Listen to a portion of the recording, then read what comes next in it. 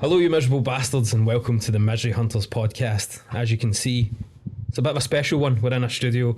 We've went all out thanks to your Patreon money. We like wasting it. Or if you're just listening to this and wondering what I'm talking about, and because there's no video came out, something's terribly went wrong. But I am Jamie Coburn, and joining me is Sam Smith. Hello. And remember, you need to pass the mic when I say Mark Jardine. Hello. Andrew Christie. Good evening. Craig Devine. What's up? And your eyes or ears do not deceive you. He has risen, I guess. Good evening. Yeah, that is Ross Davidson. He is here. We found him in a beer garden and dragged him along. Managed to take me out of the Lonsdale for just a portion of time. I'll be back there pretty soon, I would imagine. One night only. Well, this is a end of season special, season review. That's why we've went all out. But it has been some season. Like lots of ups, few downs. Season ended with a 5-year-old getting 2-footed on the pitch, but rightfully so. Some might say. Some might say we can neither confirm nor deny that. Stupid games. Support your local team is the policy of this podcast. Fuck around, find out. But we may as well go right back to the start of the season, and that was alright. James English. I can feel my face getting redder. My name is Jamie, and I would like to talk about this season. Let's take you back right to the start, brother. And the reason my face is red is not because I'm embarrassed, because I'm drinking this shit. I'm holding a fart in, that's why it makes it red. Jamie, are you drinking a beer that you can't buy at Paisley Craft Beer? That is the case, yeah. Bit of decorum, guys, come on. I cannot believe you promised us you'd bring beers and you turned up with a bag. Yeah. The plan was to bring Jenny Don't Be Hazy, which should be available when this podcast is out in the shop. Shameless plug. At Paisley Craft Beer, 2 minutes, 25 Lawn Street. But we sold out of cans at the moment, and I'm just waiting for more to come from the brewery, and it should be sorted this week. But anyway, back to the start. I guess we need to talk about the main highlight of this season was that fucking away kit that we were giving out so many hints throughout the whole entire. I think I nearly lost my mate's job actually at one point, which was really smart. But we'd never even seen a photo. He just told us that it's going to be black and Paisley pattern. Got a picture of the back of it. Yes, which was really helpful when we had that. It was incredible, wasn't it? Like in the run up as well, like all the kind of social media graphics as well had that kind of Paisley pattern behind it. So that was a nice piece of like kind of soft launching it. What I loved was the fact that as we kept doing that hint, yet there was people that we know listen to the podcast were going, oh, I hope it's red. And you're like, we've told you already basically what it is. I'm genuinely stunned that none of us are wearing it. It must be the first time that all of us have been at something to do with the club. We've covered this. If we all wear jumpers, we don't need to suck our guts in. So I'm sucking my gut in, but as you can see, this t-shirt is available on miseryhunters.co.uk. I'm really here just for all the plugs. We can now 3 years on, reveal that that's Jamie's body that Tony Fitz has hit. And Tony Fitz has seen it, and he did comment it because he was in Paisley Craft Beer, 25 Lawn Street. And I don't remember putting that photo. No, he just said he was happy to have his face on it. He was happy to be involved, as Tony is. Tony. But then, like the launch video, I think that was the start when you know this was going to be a season to remember. Get just the whole launch video and the production and the absolute fantastic acting with the home kit as well. I think there was just a really kind of cool togetherness between all the squads, like the men's squad, the women's squad, the academy. There was no hierarchy. It was just everybody kind of under the one banner, and that bled through to everything that happened during the season, and didn't help that it was a incredible kit as well. So I think that kit launch was just the start us at Murn turning into getting into the kind of groove of being social media ready, and for years we just never really done anything like that. It was just standard photographs, birds at the so it's girls at the Player of the Year do with them on 10 sizes too big for them, and I think I just eventually whatever's going on behind the scenes at the club, that eventually just getting up to the level where all other clubs acted like that. You see Motherwell were brilliant and stuff like that. We're getting to that level. All the other clubs are eventually coming up, and that kit launch was great, especially with Ewan McVicker, and it was just really well done, and And all credit to whoever put that together, whoever came up with the idea initially and then got it together. I mean, it's just kicked off the season really well. Before even a ball was kicked, you kind of, the excitement was rising just from that video. I think even the home launch as well, getting Tomo, Tony Fitz, Shuggy back, women's team involved, academy involved, like an actual proper launch photo shoot. It just feels like we've grown up a bit. Down at the mill, wasn't it? And the water mill and that. Definitely, and that backdrop, I mean, that's unrivaled really, isn't it? I mean, you should be using parts of Paisley like that. That's the thing, and more things, you know. We are in a kind of difficult position where we are kind of the third biggest team in a one team town kind of thing. Like obviously you got to compete with the Old Firm as most clubs do, but this is our town. This is our team. Yeah, to take that back to Paisley, it was just a brilliant kind of feat of marketing just to get everybody under that one Saints banner. It was brilliant. I think the only misstep was the white shorts with the stupid red stripe in it. I know we've covered this already in the group chat. I mean, but black shorts for me every time, to be honest. But well, Ross mentioned there, like the positivity was there before we even kicked the ball, and then we kicked the ball. The early League Cup round. I mean, Sam, I think you were at most of the games, so. I went to every one apart from the cow and beef game. Unlucky. They were. It was unlucky and a colossal fucking waste of money because I spent £15 in the pay-per-view for the cow and beef game. When I was down in Liverpool and the stream never worked, they had to refund everybody at half is that time. a mile and a half away as well? Aye. Aye, that was shocking. It was the first game, the Arbroath game. We get beat 1-0 in the last minute. That was smashing. Really, really fun to be at, watching all the Sanya run into folk and run about and kind of just do football really badly. you can kind of write that one off because it was like a 1-0 last minute effort, and then it just against a team that were actually pretty good the year before, to be fair. Like they weren't a bad team, but I think then when it got to the time when we played Airdrie, and that was fucking horrendous. That was like awful. One of the worst games I've seen someone play.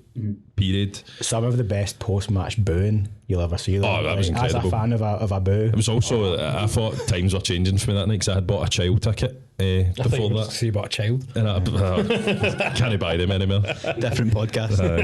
It's a different type of procurement. So I walked up to the scanner and I scanned my child ticket, and the wee steward woman was like, "It's a child ticket. You need to go into the ticket office and get an adult." And I was like, "Fuck, have I finally been rumbled?" It was my I'm just a hairy child. it was my shtick being rumbled here, and then I had to go down and buy another ticket and paid to watch Chipman get beat 2.5 Airdrie, which was smashing. Was it the Cowden beef game in between, and then it was the Airdrie one? Aye. Yeah. because we won the Cowden beef game, didn't we? But the one. Ayungan scored an absolute screamer in that game as well. Yeah. And then the Airdrie game had us all feared because people were comparing Ryan Strain to Matt Miller, but worse. Which He played left back. Yeah. Aye. And was rotten. I think we brought on Brophy, came on, hit the back of the stand a few times, a few shots. I think it was Brophy horrendous. classic. Like went down to 10 men when Kilty cut that guy's head open with a ninja kick in the first half. I remember that. I forgot all about it. Everything just looked. I think that was in between when Carson was apparently having the problems with his like DVT again, and everyone was a wee bit like. Because there was a point where we were thinking It was Robbie McCrory was linked, and it was beginning to get a wee bit of a worry, and no wonder it was fucking terrifying. I think that Airdrie game, sorry Mark, that was the point where, I know we're going to talk about it, but really polarised the fans, where you're either on one side or the other. So the 6 of us obviously fell on the side of Robinson. We've supported him since he came in, but I think that Airdrie game, 50%, you know, like I thought that this guy's not good enough. I mean, you're talking about folk were slagging Ryan Strain, not good enough, terrible. Look what happened. I think that was the pivotal point where people thought, listen, this guy's an experiment that's not worked out. It was the Airdrie game that I dragged the Facebook comment up for the live show with the guy that 5 minutes after the final whistle at Airdrie, season over. 3 games in. I mean, to a 45 game season. Obviously, it wasn't helped after that by the interview that Robinson done, but it's kind of a weird thing where you can see, like, maybe looking back more than at the time, but you can see what he meant by the League Cup not being an ideal preparation, because we're not going to be facing, we're not going to have the most possession, we're going to be facing a kind of low block as we were in the League Cup. So it just felt like sour grapes at the time, because he came out right after the game and said it, but how lucky are we that Robinson turned out alright, because we went balls deep on it. We did. We really did. Yeah. We planted that flag harder than Soonest. at Galatasaray, fucking straight in the centre circle. I went back and looked at the lineups and the stats, and I'd forgotten that we played a back four in all 4 of the League Cup games, and we also played a front three of Olasanya, Ayunga and Grieve. And right, love Alex Grieve, but you can't have 2/3 of a front three having no kicked a ball professionally until their 20s. That's just not. It's just not a thing. You can't. And you know, obviously, opposition comes into it, and I think regardless, we should be winning 3 or 4 of those games. There's no, if not 4. You know what I mean? There's kind of no way around that. But I think it's a valid point with hindsight that we had 60% possession in all those games.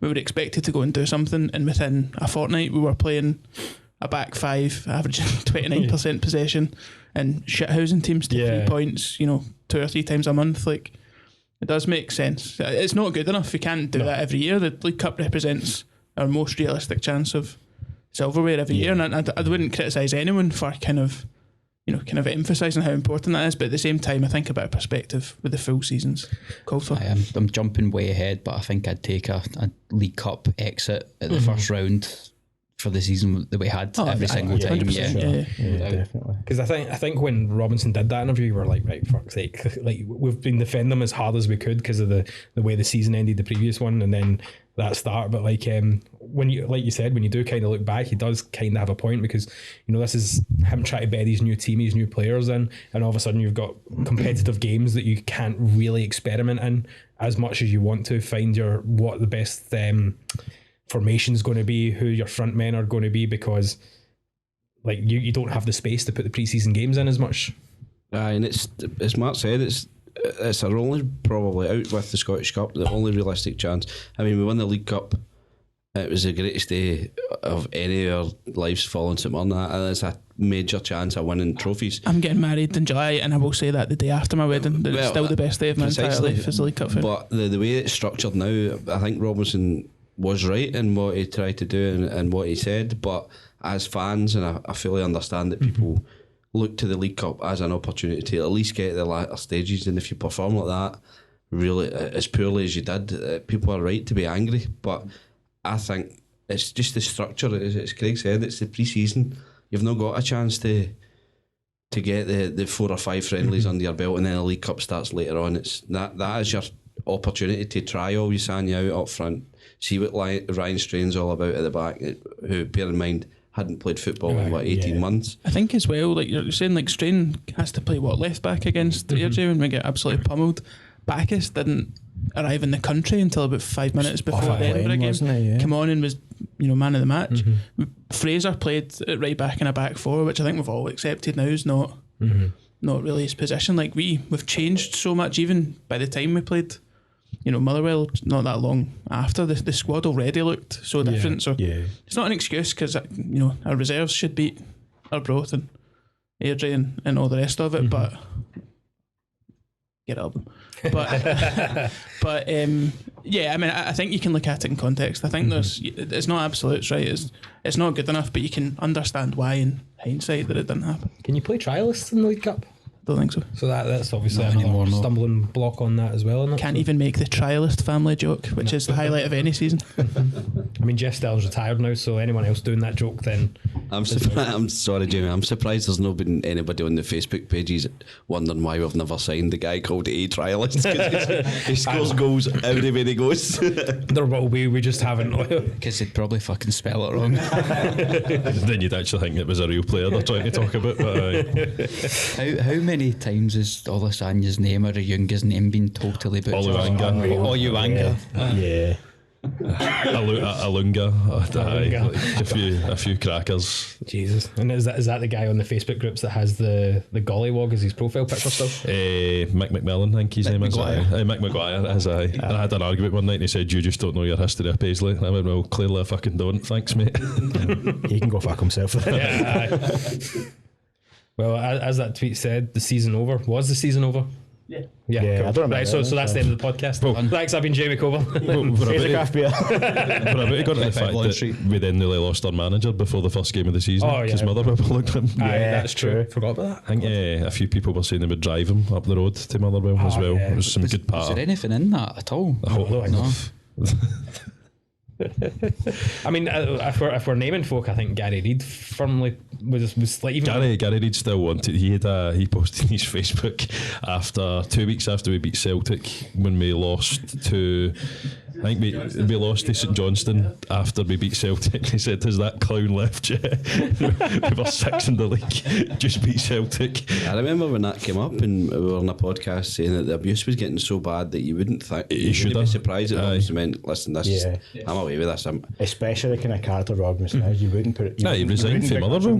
No, big time. I don't know how much a pivotal part Lasley played in that, because if he wasn't there, would he have just went like, I know the club, I'm going to Motherwell, I know they like me, I know I'm not going to get what I'm getting here. Because we should say last season he did clap those fans, didn't he? Oh, he clapped those fans so sarcastically. Yeah. Fucking Chandler Bing would have been proud of it. Shut up, man. It was crazy though, because it was obviously like just before the first game of the season. You think like, shit, we actually could lose our manager, because it was realistic. Like if Motherwell offered them, they definitely wanted to have spoke to them at some point, and you definitely couldn't have blamed them for talking to them. Thankfully we held on though, and this has been a really long season. But was the therapy podcast this season or last season? that was last season. After the fans have just been that annoying the whole time. After we were safe, potentially. after the Fir Park game, Rayman producing again. Aye. You know what I mean? a wee bit. Sam just said for you, that was a PlayStation game back when we were children. Sam, the PlayStation was a the best part is a lot of the people who still haven't like seen what our faces are have probably not realised that I am young as well. They'll not realise that yous are all old enough to be my dad, which is hilarious. But may well be, aye. It's definitely in Ross's case. In Paisley, Realised earlier on how much you sound like the rap god as well. Like genuinely identical. Here's one for the young kids. Sam will get that one. Does anybody else have any clue what Mark's completely talking about? passed over me. TikTok, Jamie, it's an app, right? Where it's like short form videos and stuff. What's an app? It's An your phone. appetizer. Is that no Vine? Yeah. Fine for adults. So League Cup, we're out, we're over. First game, home game of the season, Motherwell. I think this is when this is like where the most sensible fans kind of saw that what Robinson was wanting to do, and there was actually a team here, and we might have a decent season. It's just fucking Liam Kelly decided to have the best game of his fucking we career. barred him, and it was just a Liam Kelly world class Buffon performance from actually scoring. I think Which he doesn't seem to have against a lot of teams other than us, to be honest. No. Home and away. Go back and watch that game, and I think you should use it as like an entrance exam for getting to talk about someone. Because if you watch that performance back and are angry because we're shite, then you're an idiot. It's actually Whereas if you watch that and see how well we played and how unlucky we were, It's very quite unlucky penalty. it's quite rightfully given penalty, but a very unlucky penalty. It was Tanzer's arm out. Oh, that was the start of like the long run of handball penalties we got given against us. See, the thing is, though, if you watch the highlights for that game, you don't see any of the Kelly saves at all. They've cut pretty much everything out. So all you see is Lamy try to murder Bacchus at one point, just cuts him in half, didn't he? He not do a Younger's ACL as well, or was that somebody else? That's a shout. Let's just make it a very Shane Blaney. That was aye. And that's why Sam's on the podcast. Aye, it was I'm still not convinced that's not a fake footballer name. it was That's a football manager reject. no, it was Shane Blaney, and it was so at the. I mean, we'll get to the Younger one later, but it was so innocuous. It was, aye. But the one Ricky, This isn't the podcast for like logic and reason. Was it you and I that was commentating in that game maybe, and they limped off? No, it wasn't really it wasn't anything to It was me and. Was it me and you that done the? No, it wasn't me. No, the Motherwell game where a Younger got injured. Aye. Was it me and you? Or was it me? No, was that me and you the home game? Well, that game was really you and me with a burst microphone. So it is. Oh, was it that one? Aye? Oh, that was a good one. That was a good How one. good is that? We've done so many commentaries and nobody knows who's done Just forgot. We've just been been to that many Do you remember stadiums. how, like, did you brush your teeth this morning? Nobody remember, like, something you do all the time. It's just old hats. Nah, but the Tell you something, son. the Motherwell game was like, we did play really well, but there was still like after it there was a lot of positivity, which was nice. And then obviously we lost the second game of the season, and everyone then started to really proper put a bit of heat on it. Why are we signing these shit players for like lower league England. Why are we not signing 25 goal a season? I seen that's weird. It's said today on the forums again. Why we're not signing 15 goal a season strikers? I think the worst thing that could ever happen, Kevin Van Veen scoring that many goals for Motherwell, has just now got people out there going, why can't we sign a player like that without actually looking at his previous fucking records? We were talking about this before at the pub. That's lightning in a bottle stuff. Like he had one good season for Shrewsbury where he scored like 15. Curtis Main's goal scoring rate this season was 1 in 4. And that's good. Yeah. Like that's not a bad goal scoring rate for our level. Are we not like his kind of best ever stats wise? I don't think he scored as many goals. But that would have been a good season for Van Veen before this year as well. Van Veen's had a freak year. Van Veen's essentially, allegedly, full of drugs, I would say. You know, like Ben Johnson levels of like. Has he got asthma? Isn't currently aware that he plays for Motherwell levels of juiced, I would say. Tell him he's Pelé. I reckon he's just on another plane. Allegedly. That was going now. I seen him look at you, eyeball, and I thought, what's coming here? Ross, I was looking at the camera. I think if you point and say allegedly, be professional. it's fine, I thought you'd been here before, Ross. Well. I thought he was looking at me. No, but it's true. Correct. Yeah. I mean, it also just shows you how much football's a confidence game as well. Confidence and drugs. But like Van Veen, I mean, that record he was going for, I mean, the goals prior to that, I mean, things were going over the bar, by the post. He just couldn't stop scoring. It just shows you how much when it's for you. I mean, Higdon, when he played with us, was like that. He couldn't stop scoring. What was it, 11 consecutive games he scored? Do you know who it was who had the record for consecutive goals before him? Dixie Dean. Played for St Mirren, was utterly shite for St Mirren. David Clarkson. Was it? For he done it with Dundee. He done it with Dundee. When he went on a mad run when he scored 7. I didn't mind Clarkson, do you know that? I did mind him. Do you know who I really didn't like? Higdon. And look how much that came. He went to Motherwell and scored like 300 goals in a season. When he played with St Mirren, I'm like, he's a big fucking won the player of the year, battered that guy, and then never played football at a decent level again. What happened to that? It was He said it was the best night of his life, and he got interviewed about it genuinely. So did the guy battered as well.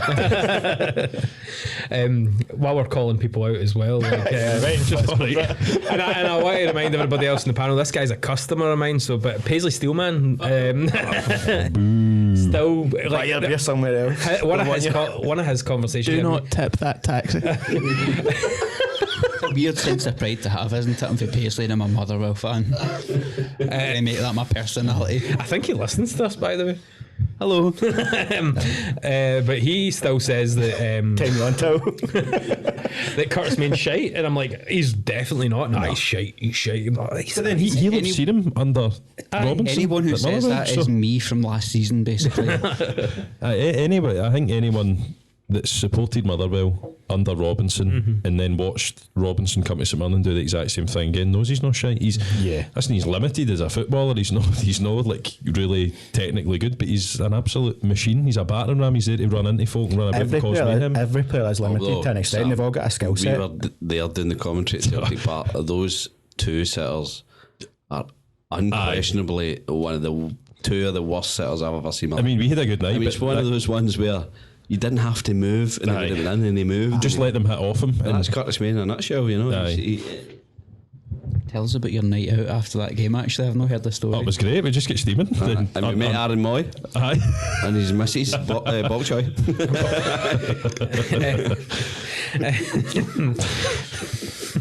I mean, Billy was mentioned that he met you not long after the game, but said, "I don't understand." Happy birthday to Billy today, by the way. Aye. I mean, it's not out. Well, it's while we're recording, but not when it comes out. But today is his birthday. Happy birthday, Billy. Fuck you, Billy. Happy birthday. Here's a quiz for you. Unofficial 7th misery hurdle. Did any of us vote on that, or is that just technically? No, that's an Alex Dillon executive decision. He's a co-opted misery. There was no announcement on the website, but it's okay because he believes that none of us get paid throughout the summer. So as long as he remembers, he is the source. Billy, if you don't start every quiz from this day forward with "I am the source," Who the fuck are you? Do you know Billy also does a quiz every second Friday at Paisley Craft Beer? 25 lunch rate. Yep, that's exactly it. All the Peroni you can drink. I never knew he was on University Challenge. Yeah, I never was knew. he? I thought his profile picture And- on the Discord was fake. And by the way, No, he's universally challenged.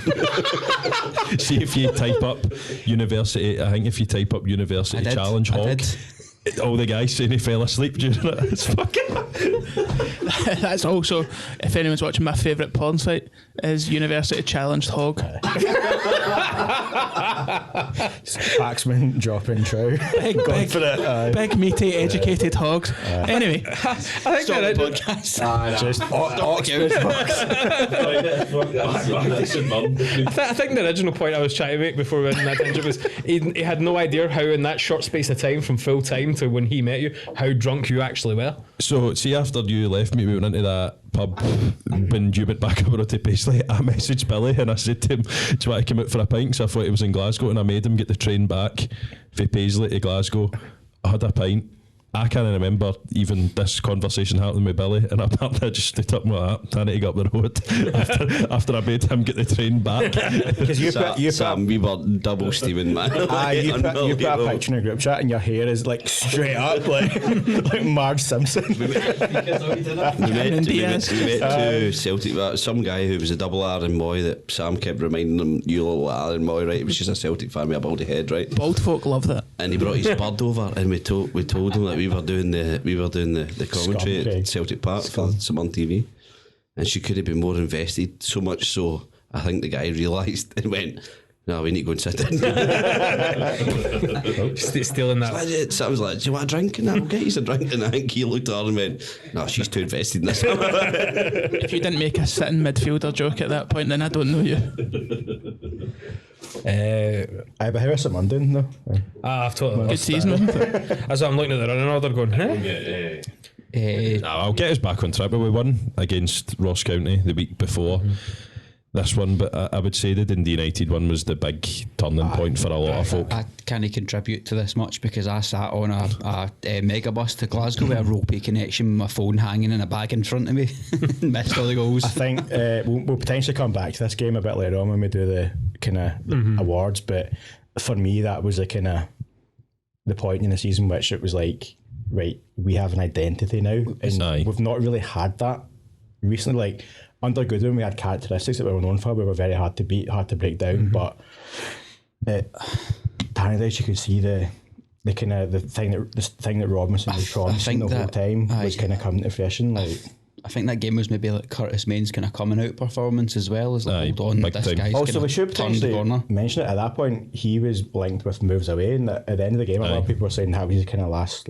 hurrah, kind of thing. So, Is that still August? Yeah. Aye. So what's quite funny about the Dundee United game as well, like of course Jack Ross and his Dundee United career, which actually got off to an okay start. See when they beat Alkmaar. Alkmaar, I genuinely thought, oh shit, we're in for like their third place, and then they had that, like, obviously they absolutely get pumped the second leg, and They lost, what, in the space of 3 weeks, they lost 9-0 to Celtic, 7-0 to Alkmaar, 3-0 to us, and 4 or 5-0 to Hearts or something. Aye, so because I mean, like obviously it's the cliche of like on paper they were going to score, but at the start of the season, looking at United, everyone thought they were going to be Yeah. third or They're fourth. really, I really think good. because they squad. I thought were gonna be linked top with six. Gogic at one point as well, and I think they were that kind of player away from being quite a complete They were the squad. front runners for Gogic for most of Aye. most of the summer. Photograph with Gogic with the Aye, right enough. Yeah. It's only that was only 25 minutes before somebody's forgot to take the mic. Brilliant. I was talking to you rather than the. Let's all pretend. No, I remember that though. There was a picture strip and you through a seen grainy fence. a baldy guy. that was just that bald Eastern European guy. It's just been like Is that not just somebody for like STV News? It was like testing their mics though. I don't think it was actually Gogic. John Mackay. Again, bold racism. But it was just crazy. That game was so good. And it was probably the first time that we properly had about 25% of the ball. Aye. But you came away for the game and you didn't feel like it because you're the team that's had 16 shots at goal. Because all the possession they had was kind of what we let them have. We showed them in areas we wanted them to be in.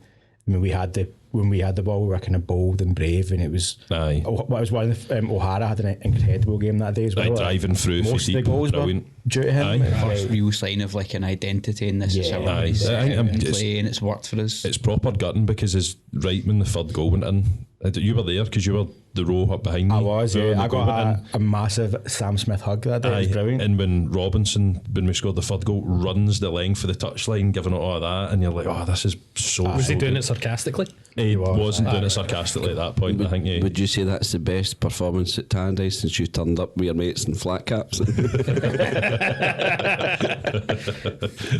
We had to confiscate one off him as he came in the day.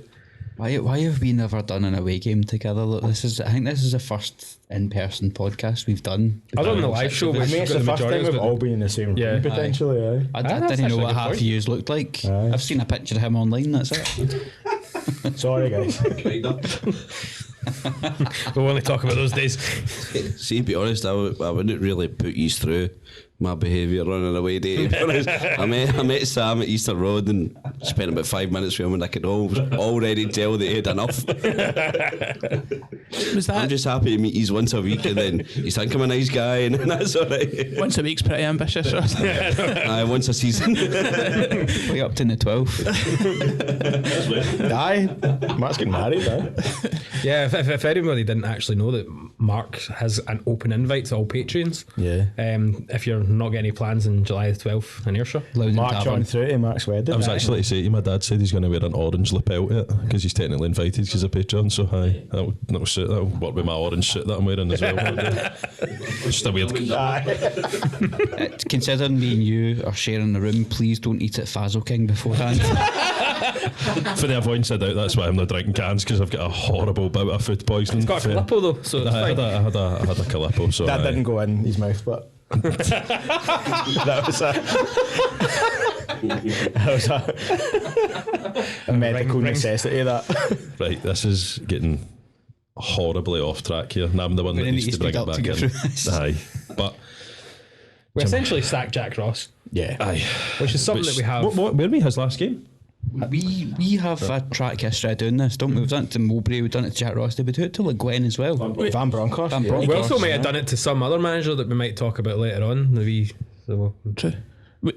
That wasn't Ross's last game because he was still to get scudded 9-0 by Celtic and 7-0 by Alkmaar at that point. was Still it? talking But it to was you. the kind of start of that descent, I think. Is that the first time since he's left that we've bent one up Jack Ross? I think so. Yeah, yeah. Yeah. I mean, enjoyable. Because the only time we ever came across Jack Ross again is when he brought Sunderland down to. No, did we? Right, No, on the back of the road and pub. Aye, that was right. That was right. Some of us might have gone down to Sunderland. Oh yeah, and Some of Did you with your flat cap? People that are kind of predisposed to wearing flat caps and generally being cunts about that kind of thing might have gone down to Sunderland. at for least you never ran a bus. Anyway, I definitely know how to kill a room, don't I? That was great. Next on the agenda is Jim Goodwin. We went from Jack Ross to Jim Goodwin, which is another great one to see. Do we need to feel bad about this, or are we just Absolutely going to not. go for it? Absolutely, I go for think we can like Goodwin again, but that doesn't mean that it's not funny. He's in a different To have league, so it's pumped fine to like him now. it. Yeah.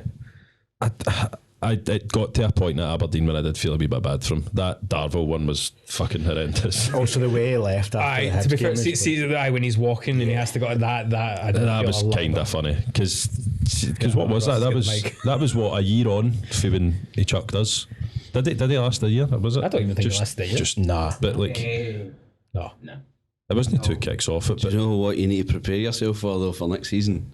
when See if or when Robinson Oh, goes and Jim Goodwin's got Dundee United clear at the top of the championship, no, you need to shoulder all the comments about bring him back, give him the job again. aye. And then we need There'll to be people wade out there through still all calling that for- fucking nonsense because he seems to be doing well in the championship. Well, it'll probably be the only team he's ever done well with. There'll be people still calling for bloody Jack Ross to come back, even though he's rejected. Aye, exactly. People still calling for fucking Gary Teal to come back. Hey, listen, he was never given a chance. He wasn't given a chance. Plus, he has a pet pig, so it's all good. It was called Callum Ball, wasn't it? He scored 4 goals in a pre-season friendly, I'll have you know. Here, don't get me started on that goal against Partick Thistle again. But I think for Jim Goodwin, I think I got to a point where I did feel a wee bit bad from that one that you were saying, the Hibs game. They absolutely chucked it that day. Like, they see the last 3 or 4 goals that day. Was it 6-0? They're not even trying. Like, they're like, it was Joe Lewis that was coming out for crosses. Guys, the defenders are just standing still, and then obviously fast forward a couple of weeks later, then they signed McDonald and Pollock, who Goodwin probably had in the door at that point, and then they motor on and become the 3rd best team in the country. Which, and just to kind of play devil's advocate potential, like, it was just too big a job for him. 100%. He's got every right to take that job. Like, it's harsh, but he's got not a loser's mentality. He's Jim Goodwin's whole persona and management's just, let's try no lose. It's not let's try and win. I think the funniest thing about the whole Goodwin Aberdeen era is when he was shocked that St Mirren went up there and some of the fans booed him. Like, you spent 2.5 years in charge of St Mirren? Do you not understand St Mirren fans like to boo people? Aye, especially after the comments the week before he left, the whole giving it, I would never, I'm not going to have my head turned, I'm here for the long haul. He done the thing with the badge as well. He did it all the time. Like, it's talking about Ronan, like, making the step up if he come up to play at Aberdeen after it as well. So I think both things can be true at the same time. We can like Jim Goodwin again and remember him as a captain, and he didn't do a terrible job as a manager. And an extremely good. Oh, you're right. It took us to 2 semi-finals. we can handsome as we well. can also recognise that we're just incredibly petty, because that's what being a handsome football fan as is. Kept the vending machines full of dairy milks. There's a lot of good things that he did. He's a good man. Yeah, but we don't have to be all Ian Brown about it.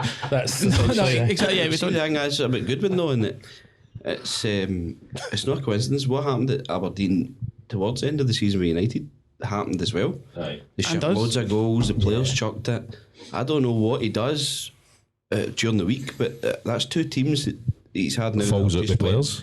Fucking not interested in shipping goals. I know that Baragiti's a terrible goalkeeper.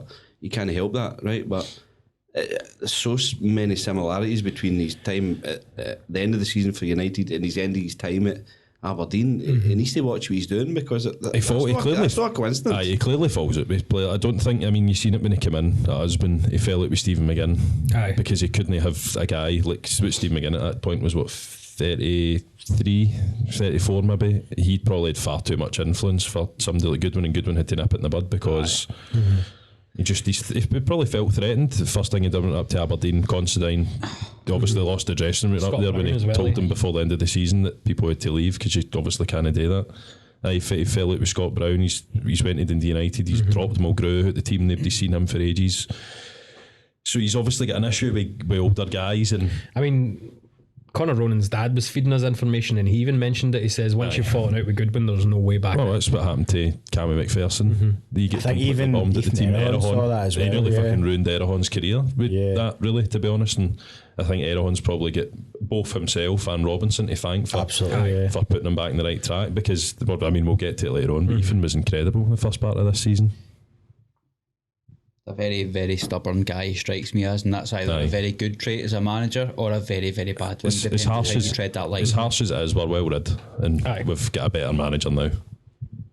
We can't move on from this without Get Well Soon Dave mentioning the Crying on Sports Sound interview. That's my highlight of the season. Not spoilers, but you can keep your Jonah Younger saving it on the line against Livingston and all the rest of it. Dave Cormack's Crying on Sports Sound interview. I watched that in De Beers. It was incredible. Texting all of you while I was listening to that live in my car will live with me for the rest of my days. It was absolutely unbelievable.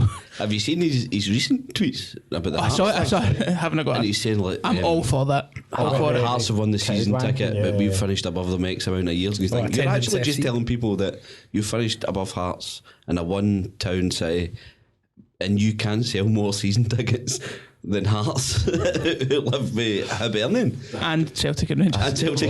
Rangers. He's like, so Hearts and Hibs sell far more season tickets, but we finished above them, but you still can't attract more supporters. That's not a badge of honour. Great, it's great though. It's an argument that nobody wins. Where does this season ticket thing came from? It's just the past couple of days it's exploded on Twitter. So has MD ever been arguing about this before? Craig, I'll have you know that if Partick Thistle had been promoted, we could have sold upwards of 3,000 tickets. Yeah, how good was it that 15 to Partick Thistle did not 30K. get promoted, by the way? Just as an aside, that's fucking quality. Aye. Well, being so close to the stadium, I think I would have got a few Partick Thistle fans in Paisley. I stay 10 minutes down the road for Partick Thistle, and I Stay could not 3 think minutes, I could I'm hang on at your anything. way. I couldn't hang at anything better than them though, but in the league next year it's fucking hilarious. They do have some weird fans. Aye, back in your lane. There Aye, you go. just stay in your lane. Who cares about your wee sold back out to away ends? relevance. But I mean, going for talking about Jim Goodwin being bad to what away was form. really bad, away form. Fuck me. Which is mental, because I think, like, when we mentioned the Dundee United game there, we thought, all right, he's hit it, and then I think, did we not go immediately away to St Johnstone and lose? Yeah.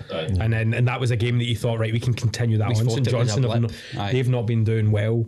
Let's. But even in the St Johnstone game, I don't think the performance was that bad. Like, weirdly saying that, I know we get kind of hammered on the day, but there were positives to take away from it, and we thought, well, this is just a bad day at the office kind of thing. But then it became a bit of a habit over the course of the season, and just I think it's this lack of a plan B thing that's going to hang over us all season, that when it works, it really works, but when we play a team that plays us at our own game, we just have no answer for it, and it's one of the biggest things we need to answer next season, I reckon. We I was looking at the split of home and away games earlier on, and if you take just home games, we were 6th over the course of the season, which is how it played out. I think if we'd kept up our momentum, then we could well have been 4th or 5th of on home performances, but we were 9th in away points. is it like 70% of the points came from home games? And we It's were Europe right there, isn't Yeah. it? Do you mean we're 9th, but we're joint 10th in terms of away points, and we're 2 points off of whoever it was that took Kelly, I think, maybe took the least points over the course of the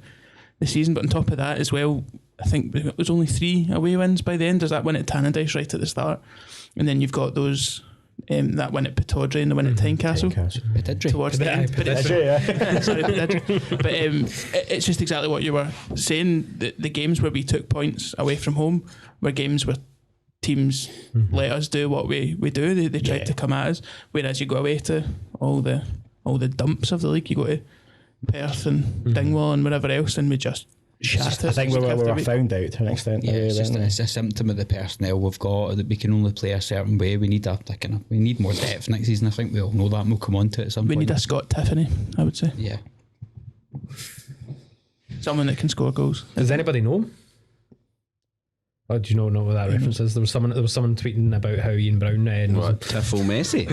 Is that who you're talking about? I don't know The if only guy in the Thistle team that doesn't score that many. apart from the guy that did score in the playoffs, that Aidan Fitzpatrick, who scored 3 goals across the 2 games, scored about 5 in the whole playoff campaign. The guy that was actually really good and probably the best player. I tell you who I'd be looking at in that team, Danny Mullen. He was really good when he came on was he? I yesterday. didn't actually watch No, he fired. Did he come on yesterday? He fired a shot over the bar as soon as he was on. Was 8th in the list. He hit a penalty, and he's a striker. Aye, it was a really, really good performance for him. But I don't know. The Championship's it's a weird one, because there is obviously players who would be good enough to make the step up, but it's going and actually taking a gamble on them, because they're not going to come up cheap. They're looking to come up to the Premier League because they want to make a bit of money now, and they want to make that step up. It's the same as Robbie Diaz signing for Kilmarnock. Apparently Kilmarnock have pushed. Is that like Ben Berrington Diaz? What is it? Dees.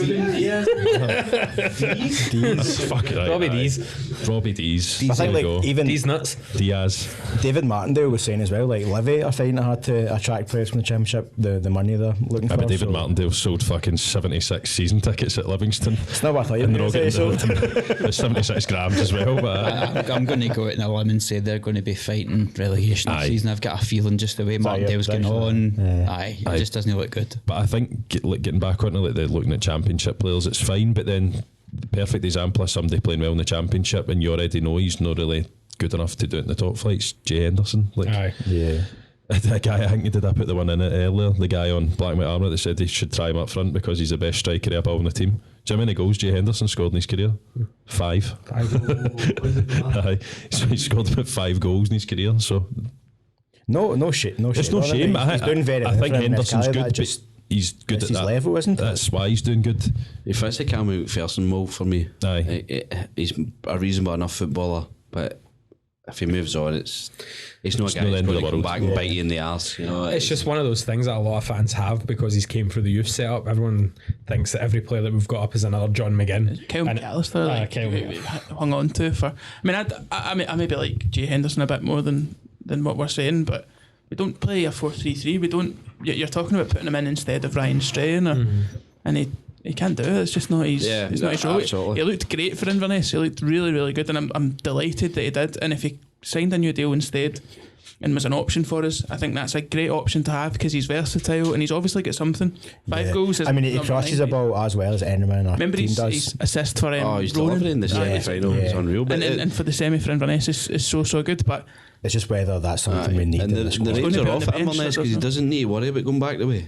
St Mirren, we've seen him play Was it in that Roberto right wing back.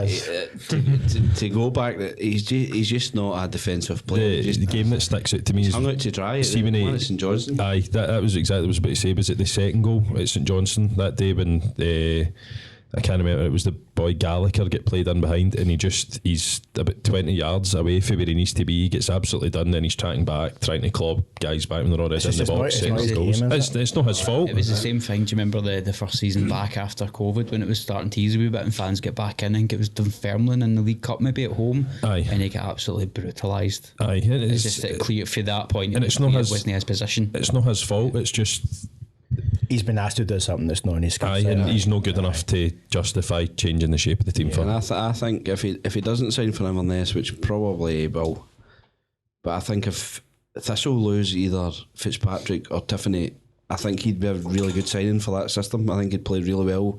I think for he'll get Thistle. someone promoted. I think That's exactly his position. That's exactly the system he should play in. And he'll Cammy Smith. and he'll thrive. I Exactly. think he's that kind of level, and I think you could almost make an argument. See the way McAllister kind of came onto a game before he left, where there was finally that acceptance by Goodwin that he just didn't have the legs in him to play in the wing in the kind of football that we were trying to play at that kind of pace. And he was played in that as a 10 role, and he was 10, yeah. effective, but you had to build round that, and it worked for us at Parkhead, and he was phenomenal. And in that game, it was great. Exceptional. I think Henderson's kind of got that skill set in him as well. I do think he's got enough pace to be a winger, but I in a think team he can that move doesn't. one in. But in a team that doesn't play wingers, you could almost make that argument as an option to sit behind strikers and to make something happen. Absolutely. But aye. we can't build a team around that. You're talking about taking out. You could have just said you needed Do you think I've seen a lot of people No one draw attention to Craig say going they for a can piss. maybe play the Kilty role?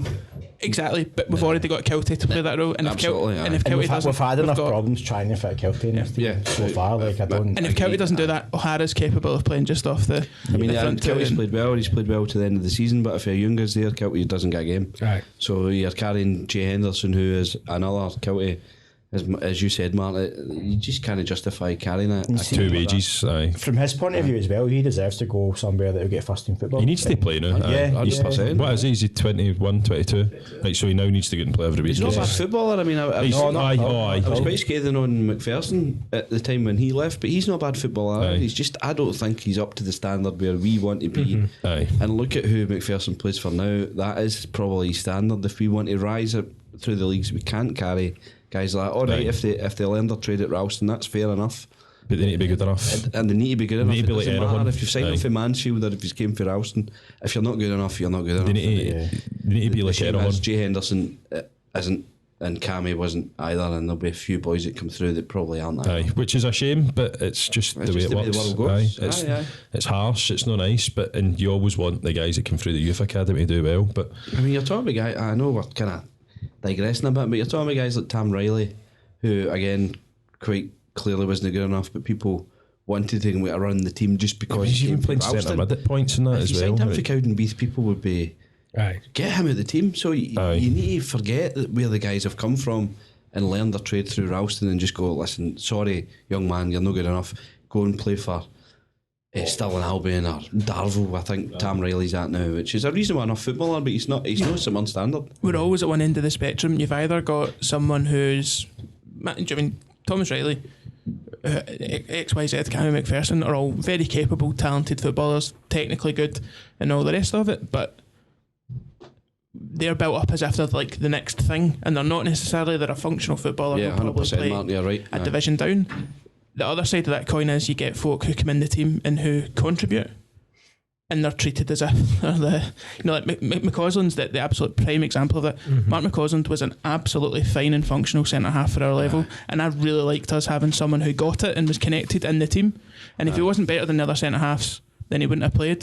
100%. But he was treated by a huge percentage of the fan base as if he was the cause of all our ills, whereas 100%. you're not going to agree with me, but Jack Baird, when we were in the second tier, I thought was very much the same, where Jack Baird must have played next to 8 or 9 more experienced centre halves who phoned it in, and he was blamed for absolutely everything. Whereas I think you stick Jack Baird next to a competent centre half for a run of 20 games, Jack Baird's fine. Right? And the thing, not a top 6 centre half. listen, Big Mark's a mate of mine, and my opinion on the things are a bit different to everybody else, because I know Mark personally, fantastic guy, a really good footballer. The thing that wrangles with me with Mark is that he's probably the last of the guys that were like us in the room. He was a proper St Mirren man, lived and breathed St Mirren. You've seen his reaction when we won the League Cup, set up one of the goals in the final, set up a goal in the semi, I think. Semi it was. Semi, Thompson's goal, I think. Yeah, cross it. Properly got it right. But he get the hardest time. Whereas it should be the absolute opposite. Mark should have got an easier ride, let the guy learn his trade, let him play alongside a guy like John Potter, who was fucking horrendous. The same's happening with the two young guys up front now. They're getting that but horrible time. Mark get the grief constantly, and it's just no fair. And as I said, like staff, I feel really strongly about the Mark McCausland thing.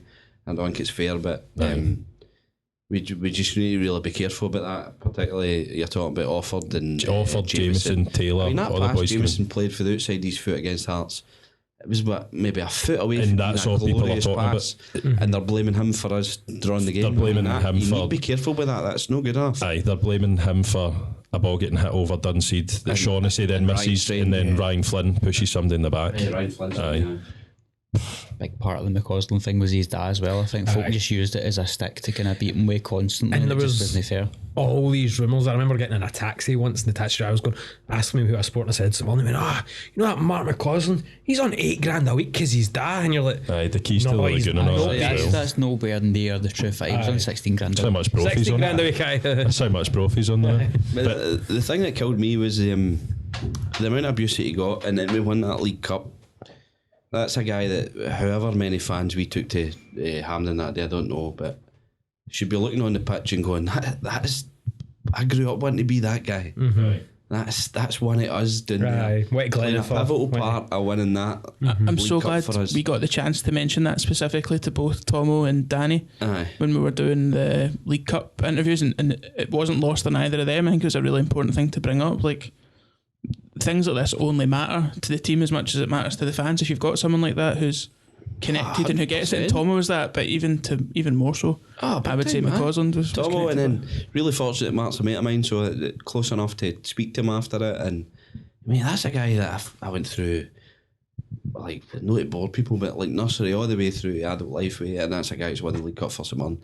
A guy should have a hero. He should have the fucking key to Paisley. Aye. But he probably couldn't go for a pint in Paisley because there's so many fucking arseholes going, you're on 100 grand a week because your dad pays your wages, or you're fucking terrible. Well, that's just that's just not acceptable. And luckily, I think if he played in a Robinson team at the moment, everybody would be behind him. Aye. Oh, aye, The North Bank, the North Bank boys, the W7 boys would get behind him, and it's changed. It's changed now, but It's not the Supras.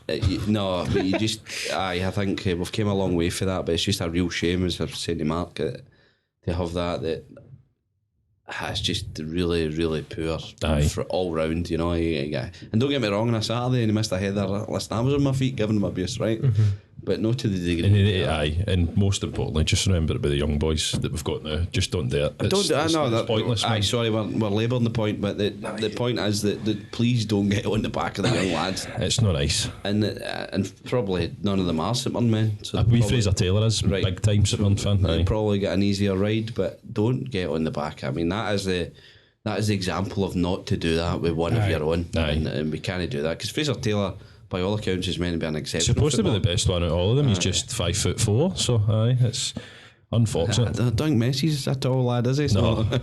Well, speaking of guys that people hated, I will move on to. fuck me. What a segue, by the way. That's incredible. That's why I'm here, innit? Listen, speaking of guys that people hated, Do you want to be the host now? I'm keeping us on track, but I mean, Curtis Main, that's... Aye. I've never... I'll hold my hands up. I was one of the wanted most him prominent gone, kind of dissenting voices. There I were think people I'd that said were- I'd fucking drive him anywhere. One of my That favourite ones that I remember about him was we done a podcast and you couldn't make it. I can't remember what game it was after last season. It was before Robinson came in and you had said, I can't make it, just say Curtis Main was shite for Yeah. me. But I mean, it's fucking... But I mean, like, every time we was watched him true at last the year, time, it was completely It true. was horrendous.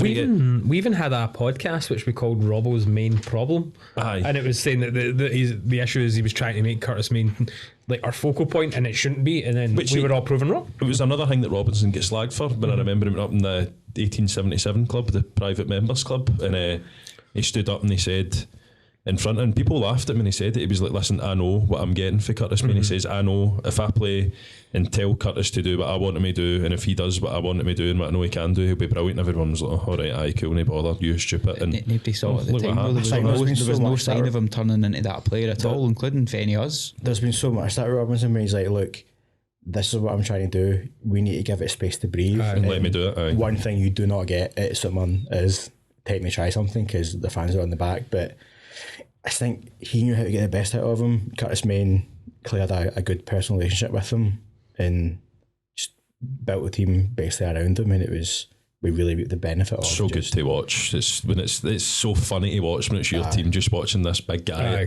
6'1". I mean, when you're up close to him, you don't realise how we were big he talking is. about this in the last podcast. The like, he guy's looks- an absolute he giant, looks- and he doesn't yeah. look like that. He from does the look stands. big when you see him on like the telly, you see him in front of you, but isn't he when you're actually up close? You're like, shit, this guy's jacked. And he's played through the pain barrier for us so much. Like I know the end of last season, did he have a kind of hip issue, Aye. which was He was playing obviously with injections all the issues with time. mobility and just getting battered every single game. And again, this season he's always playing through the pain barrier, and it's like part of that's why I'm not too angry when leaving, because I'm like, you've given us so much, like just go and get your last payday because you don't owe us anything at this point because you've put your body through absolute hell for us. We're talking earlier about reasons we were pissing the League Cup as well. Curtis Main missed the entire thing. He was coming back was from recovering surgery. from an op, wasn't he? held Yeah. surgery off right until the end of the season, and that meant he was going to miss the first Yeah. month or so back because he was still coming back off of that surgery. So we had no focal point. I mean, I love Ayunga, but he needs that. Ayunga's like a lot of things. He's not necessarily that kind of bully folk target man that will like create stuff for other people, whereas that's Main's game. And I think that's again a factor why we can only play a certain way if we're going to pull teams apart, and if you don't have Main in that, we've got a problem. So Yeah, I think for sure. that's maybe the biggest question going into the post season for me. While you've been just waxing lyrical about him, I want to know your true thoughts of Curtis Main. Very handsome man. Yeah, what was the comment that you said within earshot of his family? Aye, let's not get Some All right, okay. the gum cutters. let's not get cancelled. But also again, like he's Great hog. like his family, like he's got a young family. Like he's well within his rights to go. I really want his kid to Elsewhere. make it because Me look, one of the fact- Maximilian Main. because he's called Maxi Main, which is a quality name, plus that he jumped in that photo with us with Richard Tate, just so if he ever does make it and does some sort of level, we're like, look, that was you. I mean, he's sitting now with a choice where on one side it's like the type of Swimmer fan that posts on Black and White Army being like, but you're playing quite good football and Stephen Robinson gets you, so it might never be this good again, so why don't you stay? And we'll continue to pay you what we pay you, which is a fairly low wage. And on the other side, you've like Jotty earn 3 times your wage and be on Disney Plus and be pals with Ryan Reynolds. With Deadpool, aye. And Mark Hamill. Jotty be pals with Ryan Reynolds or pals It's not a bad with crossover, by the way. insert someone fan here that you don't like. He certainly improved for the point where everybody would have driven him Oh, aye. anywhere to a degree. And that was in a strike force of 4 that also had Yeah. Erwin and Exactly. I think Well, so, what I like- will say, and I will criticise him, that he's finishing. It's horrific. I mean, at times. at times, sorry, yeah. I mean, he strikes the ball so poorly at times, and Do you think he plays as if he's not got the knack of doing that? You know, on FIFA now, if you hit shoot again it's right like before you time- hit it, time finishing. He Aye, I plays as if mean- he's no mastered that. So 5 out of every 6. Oh, Schlaff.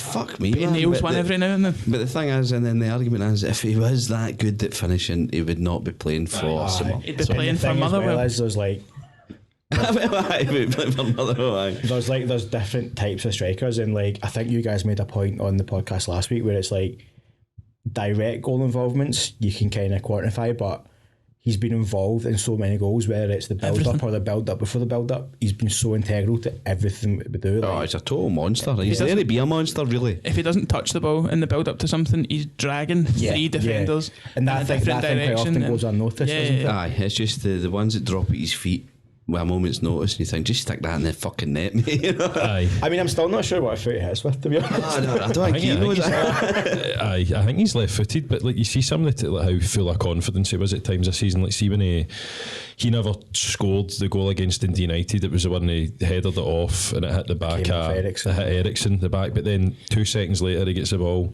30 yards for goal and thinks, do you know what? I'm going to have this, and is inches away for. Like that, get in, bouncing in off the bar, and everybody's like, right, fucking hold the phone here. Ballon d'Or, aye. But he just done so well, and he was so important to the way we played. There's just never been a turnaround. Never. I know I've said it a couple of times. I can't. Maybe Higdon, rack my brains actually. all day thinking of anyone. We never had that turnaround at us though. I mean, but Higdon in his first season, everybody hated him. I mean, everybody still hated him in his second season, even though he scored 16 goals. But aye. I hated him every minute he played. that was the way you took that mic there was like, He was a fucking lump of wood. Just so lazy, but aye. The lump with Josh McGuinness that went on to make a proper career out of it, didn't he? But it was just terrible. Big career of mediocrity. Aye. A goalkeeper cosplaying as a right back, cosplaying as a striker. I meant the striker, not the Kibble PR lieutenant. Reference wardrobe far too many times. Fuck him. Another revival which we can kind of talk about. I know it was kind of lower down on the running order, but I mean Ethan Erhahon, like the turnaround under Robinson's been pretty, and and you can easily say that we didn't replace that part of our midfield after he left in January. Yeah. I think it shows how good a man manager Robinson is, because Goodwin, like I can't speak to like in a workings of the club, but I heard they kind of clashed heads a wee bit, and Goodwin just whether he kind of wrote him off a wee bit. I know there was the cup game at Ayr last season sticks in my head where he pretty much spent the whole time coaching Erhahon through the game and just like screaming at him. I think he gets subbed off about 50 odd minutes in, but Robinson clearly knows how to identify what a player needs, whether it's an arm round the shoulder or a kind of kick up the arse, and whatever way it was, he got the best out of him. You saw It was evident after the Kilmarnock game. Yeah, when he gets sent off, like you could. I think you put Goodwin in Robinson's shoes there, and I think Goodwin's not like an outwardly aggressive guy in the media or anything, but I think he would. I don't mean that. I think he would passively nail him in the press conference, whereas Robinson was very much like Ethan knows he can't do that, and moved on. Like it was just a totally different approach that I think Robinson brings people with him. I think he kind of works out what applies best, and I think from everything we've heard about guys like Gallagher and Dunn and all the rest of it, they absolutely love him, but it's because they're challenged and they're pushed, and that'll work with some people. It won't necessarily work with someone like Erhahon. I think Erhahon became the player that we all kind of knew he could be, and by all accounts is smashing it down. So enjoyable to watch. You could tell from a couple of the kind of social media posts that Erhahon had when Goodwin was still in charge that just it didn't paint Erhahon in a good light to begin with, but all that kind of cut out straight away. The one after the Aberdeen game when he put the photo of himself shaking hands with Goodwin, it kind of said everything it had to say, didn't it? Yeah. He was modelling Lincoln's new kit for next season. Like you can tell, he's just gone straight in there, started. They love him, big time. We're talking about earlier about turnarounds, but I was really critical about Erhahon. I thought he was petulant, lazy, wasn't interested, just couldn't be arsed. You know, you're talking about I'm talking about guys you would drive somewhere that some of a team I would have done that way. Maybe it was those things because he wasn't getting the right kind of management in that exactly. time, and then they changed to. I mean, he was a pivotal member of our midfield. You know, he was. It was like he grew up over the course of a summer. He just kind of got it, and I don't want to be like. And as Andrew said, he's got a gaffer there that's put his arm around him and went, look, you can't do that, pal, but you're still going to play for me. Rather than if Goodwin went in and started kicking bibs and balls about and slaughtered them. You're at a crossroads here. You've got a year left in a deal at this level. Go and show you can do something, and next season you won't even be looking at someone scores on a Saturday. I think that's what Erhahon needed. You're bang on, and I think that's what Robinson gave him, rather than I think Goodwin would have maybe strung him up in the dressing room and went, fucking done this for me. Maybe his attitude is, listen, I'd kind of play for a guy like that, and that certainly seemed the case when he did play for Goodwin. But the turnaround for Goodwin to Robinson under under Robinson with Erehon, I thought he was absolutely brilliant. I mean, we've not really replaced it, I would think. I'm kind of hoping that Boyd Muntz is the replacement, as we saw sort of glimpses of it in the game against Rangers at the end of the season. Still, like, he's not had a lot of first team football, so like you need to take that game with a pinch of salt, because I think we might have said something similar about Nathan Sheridan. So, But Dermot DeCaro was like, still to this day ongoing. Dermot DeCaro was pretty forthright on that front, that Boyd Muntz was brought in on the knowledge that Ethan was going. He's someone who's maybe got the same kind of attributes, but will have to be coached up to reach that same kind of level, just the same way Erehon was, and you only get that by playing football, and he's not. I think we all said that at the time he get brought in, he wasn't there to come in and play many minutes at all, but he wasn't fit at all. And when he came in, compared to Rangers last weekend, he looked as if he'd shed a bit of stone and a half. Because before Rangers, was it like Dundee minutes United, at Tannadice as well? That's And I think he'd played 3 games for Middlesbrough. give him season as well. a full pre-season away and 6 or 7 games, including the friendlies and the kind of League Cup, and you're going to be looking at a different player. Yeah, definitely. Because he's also got the international place in his mind as well, so he'll play for that. And Robinson's kind of said that you play for me 20 plus under 21 international caps unless there's something about you. So yeah, definitely.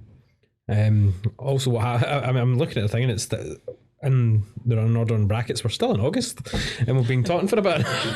I mean, I guess it's kind of been all over the place, but maybe need to skim through some of them. A bit conscious of time.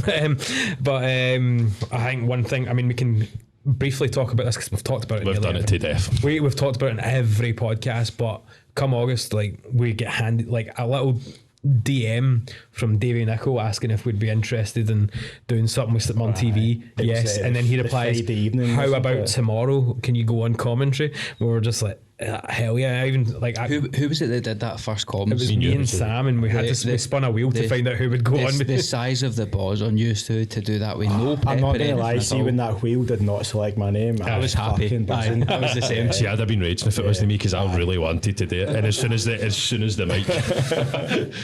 as the mic went on, I just couldn't stop talking. I was like, fuck, this is unbelievable. I was like, this is the best thing that's ever happened to me. On the flip side, see if your first try was at Ibrox. Well, aye, there is that. And you had 10,000 people calling you a cunt. Because you called the Rangers captain Tav. Aye. Well, Tav's a good boy, right? We actually tried The amount of abuse you got for that was just in it. I listened to that game and I think I was the opposite. I was annoyed because these were relatively well, the thing is, like, fair. that was my first time doing something, and the first time you do something, you're shite.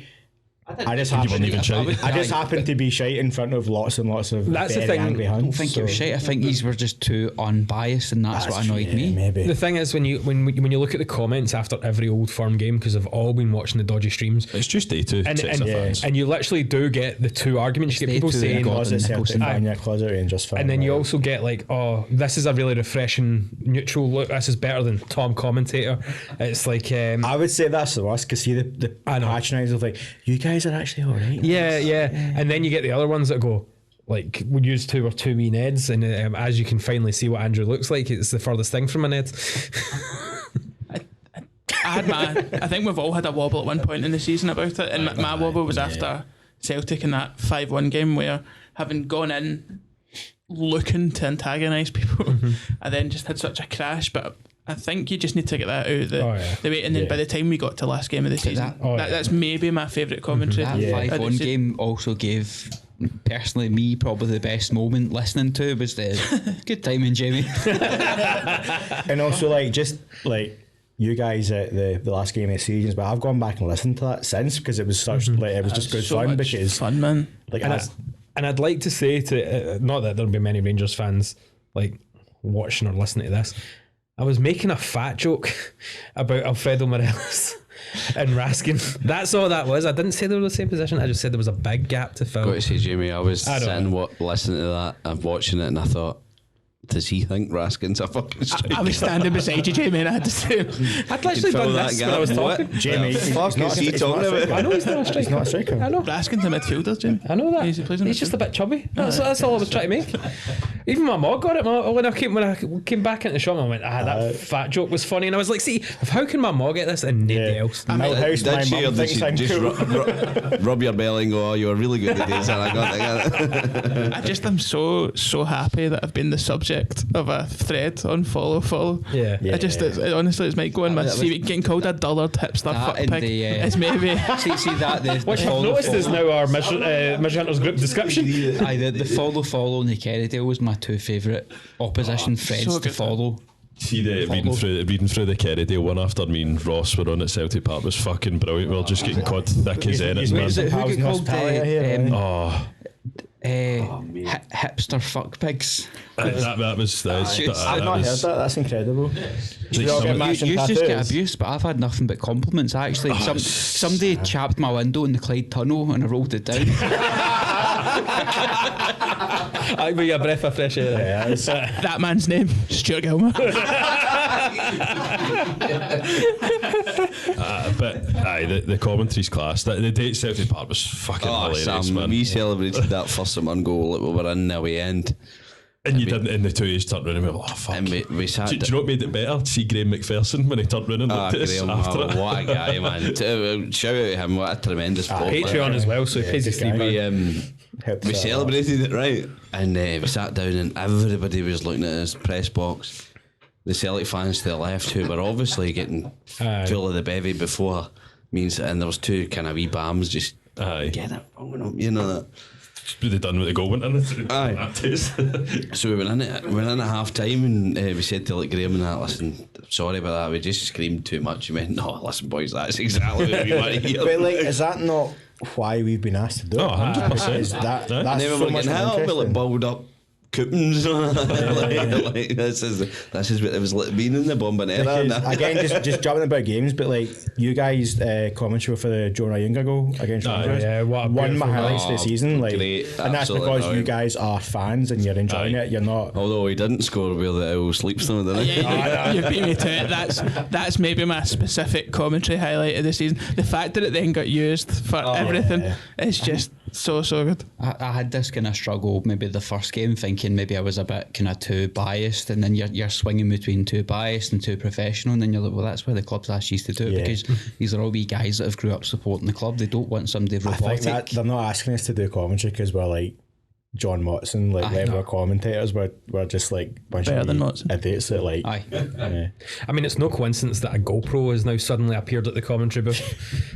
Aye, but the thing is, to all our credit, I think, see if something or if someone player doesn't do something correctly, or I think we're I'm going fair. to say criticism, but you're saying, listen, you should have done a lot better there. Or, You're fair. Me and you who Yeah. slaughtered the team for Kyogo's goal, which then when you watch back was the most unreal bit of movement ever, and brilliant. what a finish. And exactly. even Celtic fans would have been so harsh. He maybe should have went with his left and said he's right. You're not just Closet Aye. figures watching a for- game going, Simon are great and Celtic were really lucky. Like, if the teams are... I mean, apart for the last 15 minutes of that game where it just totally went out the window, when we were actually turning around, we were like, all right, we might win here, this is great. Like, Aye, because we're fucking double I nervous. think there was a boy I used to work with, and JD Michael texted me after the game, and he was at you doing St Mirren TV, and I was like, aye, and he was like, me and my dad were howling at the fact that you actually said on public record the rules change when Celtic are losing. my mate texted me when we scored that second goal, and he's like, mate, he said, I think I must have said something like, and the fans to the left of me have been silenced yet again. Has Just those two drunken Neds going, fucking Can I just ask? ask, has anybody not done a win yet? Just you? Just you. Oh, have you? That's brilliant then, aye. Yeah. Draw him up. Do you keep getting a couple of Desmonds when you do it? Aye. Aye. No, one each, wasn't I think I've done. No, two each. it? Two? No. Ah, Desmond then, aye. I might be in double figures for games I've done. I've not done a win yet. Genuinely. Fucking I knew. Can I exclusively reveal that Andrew won't be on commentary next season? Don't give them the League Cup. No, we'll give you the League Cup. If we draw all the way through, I'm pretty sure we're all right. Nothing but Ibrox next year. Which you'll probably like. That's Yeah. Aye, big tab. March 31 of the quality, So I'm conscious of time, and that we can mention a few wee bits that left of the season. Obviously, I think the main thing we can gloss over. We beat Celtic. That was great. Class. We drew with It's all on Rangers. We record. should have beat Celtic. Wasn't my highlight of the season? We'll come to that's one of the awards. It typified how St Mirren play. Like I think I said kind of before that game, I was more confident playing against Celtic and Rangers and the teams kind of above us than I was going like away to like St Johnstone, for example. So we were set up to beat better teams than us. We had their number that the entire 95, 96 in a way that nobody really has had That's why he's Andy's running number away. at all. no until they gave up after they'd won the league pretty much. Aye, I think we can probably lump just the performances against Celtic and Rangers into the one. We were every single game against Rangers and Celtic, maybe apart from the game that we done at Ibrox, is probably the only time, and no counting the pre-season friendly a few weeks ago, is the only time that we were really in a game against Rangers and Celtic when the season actually mattered and we were playing for something. Even like your cup games when we went down to 10. But in it until we weren't. I think the Scottish Cup game, you look back at that at Celtic Park, it was 1-0 in the 75th minute. Richard Taylor gets sent off and it finishes 5-1. The game, I think it was just a few weeks before. It's alright, everybody can see you opening the bag anyway. The game a few weeks before was they beat 4-0 at Celtic Park. But then you're getting undone by the game a few weeks before, you're getting undone by like bits of magic with Jota and Kyogo. Like for the most part against Rangers and Celtic this year, we've been tremendous, and I think we probably never got as many points as we should have in these games. But watching the final the cup final on Saturday, I think Liam McLeod put a stat out. It was like, I think Celtic scored about maybe 30 odd goals in the last 15 minutes of games over the course of the season. Aye. And it shows you that like the budget and the resources they have, they'll just bring on players that can just take advantage of any weakness. Rangers done it too. I think it was really noticeable in that game when we get beat 5-2 a couple of months ago, when Rangers are subbing on like guys like Raskin, Morelos, millions of pounds.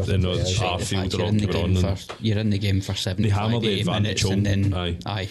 They hammer the advantage home later on. difference. I mean, we seen it at the 2-2 game. We were joking about it, like when they brought on Celtic and ended up playing a 4 Cal McGregor in the middle of selling, then 5 attackers for the rest of the game, and you're like, right, well, what are you actually really meant to do here?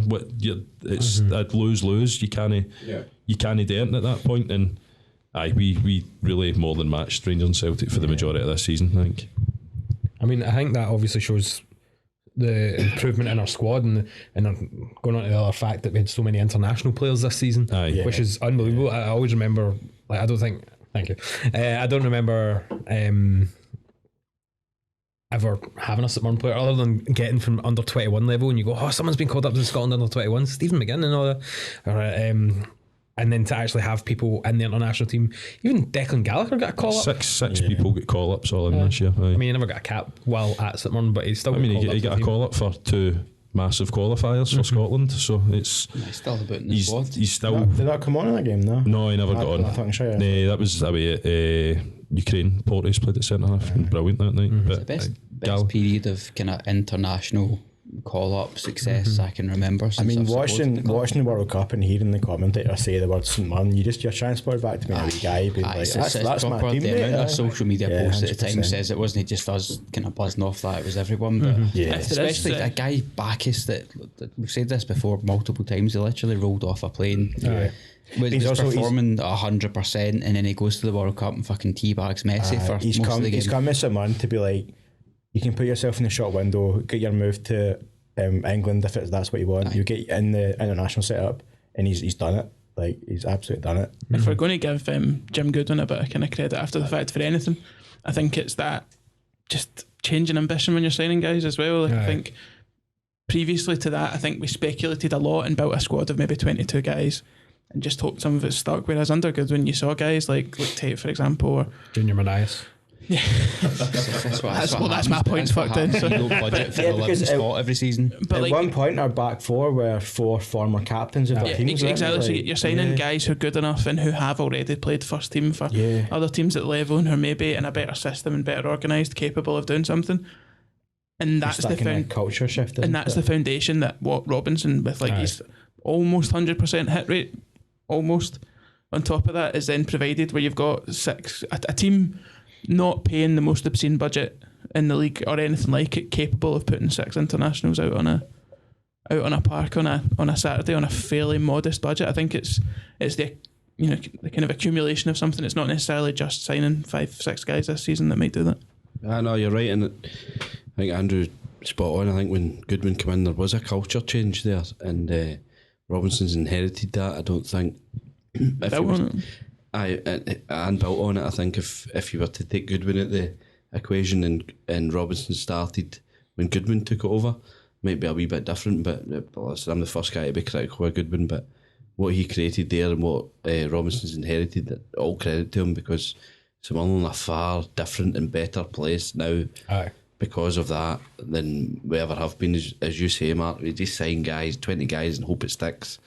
I mean, look at the Ian Murray scenario or Alec Ray. We just sign guys that should be good, probably weren't. Whereas under Goodwin and Robinson especially, there's been a bit of research into it, we'll sign that 4 guys across the back 4, all ex-captains, all really good players. That's something we need to continue with and build on. Mm-hmm. And I think I don't necessarily think it was a gamble, because I think it's not as if you exist in a vacuum. I think to not do that would have its own threats. So you can't stand still. You either have to. It's just to what degree you try and build. But this is the only thing I'll say about all the off the field nonsense, is that it puts some of that kind of debt, or not debt but loss question in context. That when people were losing their minds, the playing budget stepped up a bit, and because of that, we're in the top 6, and you're not in the top 6 because of how well you do over the course of a season, and the accounts don't even apply to this season. It shows that the board backed Goodwin before and let him sign experienced first team guys to build a culture, to build a squad. You look at the amount of leaders in the squad this year, and not all of them are new players. You've just seen like Shaughnessy leave, for example, who was absolutely integral to that. You have to do all that to get to the point you're in now, and you have to spend a bit of money.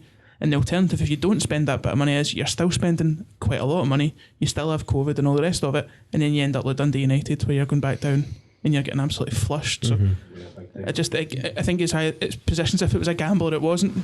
I think it's just to what extent you're willing to kind of speculate is more accurate. I think a lot of it would give like Goodwin and Robinson the credit, but it goes right back to the people that are behind the scenes, the board, right down to the stuff we were talking about at the kind of top of the podcast, with the guys behind the scenes, like the social media guys like James and Lewis and all that. It's just that it kind of permeates right through the entire club. All the way up for the board and all that. Like the guys, like obviously like Keith Lasley's brand new, he's been great with us. That's on top of all this other stuff that he's doing. It's obviously really good. The board are really like accommodating with everybody. They'll speak to anybody who any single, like, you see them engaging with people, which makes such a difference, because for years it was such a closed shop, and that definitely translates onto how successful this season was for us. Because we talk about an identity, that's not just a tactical thing, that's across the board of the club. Culture change, absolutely. This is the most engaged one I can remember. Yeah, 100%. Even as far back as the Love Street days, it used to be the support and the board and the players. But see now, we're all as one. We all interlinked. Credit need to go to the W7 boys. I mean, what they've done to change such a soulless new stadium, and what they've done to change it, we all just feel as one now. And this is the most inclusive St Mirren I've ever. And when it's done I right, can never remember. Smiza as well. and I think Smiza have been great. I'm not getting into we don't have all night and we don't want to, but when Smiza's done right and all the rest of it, Smiza's an integral part of that. And I think the only frustration that's ever really come out of any of us this year has been that the focus has been stripped away from that. It's not about who's doing right and who's doing wrong and who's not done this and who's not. It's that so much oxygen and energy is going into talking about stuff which sort it out in a room behind the scenes and leave us out of it. Like there's no need to talk. There's no need to be in the front page or the back page of the fucking Herald. Like, really proud that we've got a guy like Keith Lasley and the manager Stephen Robinson in place, because they're solid-minded guys. They know what they want. They know the bullshit. They'll know what to deal with. They'll tell people to fuck off when they need to fuck off. Let me go on with my job. And even John Needham, a short tenure, but a tremendous chairman so far. And I think we're going in the right direction. I think it's really. I really look forward to going to some more games now. It's like it's having defined roles behind the scene as well. It's not like having people like. Obviously, it's kind of been because of necessity. People have kind of mucked in where they had to. Like, all credit to the club for doing that, but now we've got someone that does that, someone who does this. It bleeds into every aspect of the club. We no longer feel amateur. For me, we used to, for years, we felt amateur. We felt really just fucking somebody's brother all day. It'll be fine. But now we feel really professional. We've got the right thing that we spoke right at the very beginning. The social media thing's exceptional. What we're doing, we just feel, as you say, everybody's got their role. Everybody's doing it properly. The proper people on the proper roles. It's not just a case of some motherfucker will do it, just give it to him. It's only going to get better as well once the Misery Hunters Wellbeing Centre opens just across from the away stand. You know, the possibilities I need to endless. get this in the ticket office. Need to get their arse in gear. It's the only kind of leftover for the bygone eras. Sorry, I've got an agenda. We'll start kind of rounding this off, and we'll just. I know. So we need to go as quickly as we can through the awards. So no explanations needed. Just point it out and we'll move on. Player of the year. I mean, just our single player of the year. So I'm happy to go out there and just say it's Mark O'Hara. It's not. It's not mine. So well, I wonder who you're going to choose. Mr. Ryan Strain. Mr. Sunburn. Just to be something different, I'm going to say Ryan Strain as well. I think he's been. I'm the same as Craig and Andrew. I think Ryan Strain's been a revelation. I think particularly to come back for what he had to deal with at the Airdrie game to now. I think it's weird having a right wing back be your playmaker, but everything's come through him this season. Like I think he's third in the fucking gorgeous as well, isn't he? Good looking boy. He's third in the league for crosses behind Tav. And Barisic as well, and but even like defensively as well, I don't think he gets a lot of credit for how good he is defensively. He's very rarely beaten 1-on-1. Again, like he's third in tackles won behind Joe Newell and Tav. Paul McGinn. Weirdly, Tav's get better shit to do. So Paul McGinn, our old pal Paul McGinn, but he's all round play has been incredible. I think when we saw him sign for Anton Ferdinand's agency a few weeks ago, I think we all know what's going to happen in the summer, but I think if he does get his move, it's going to be deserved. A, very deserved, and B, it's going to make us a bit of money. And he's been incredible for us, to be honest. But I think we're kind of presenting other names just because it's not Mark O'Hara, because he got every single award at the Player of the Year awards, but. That's a great one. That was the same thing. But I mean, I just voted Trevor Carson because I love goalkeepers.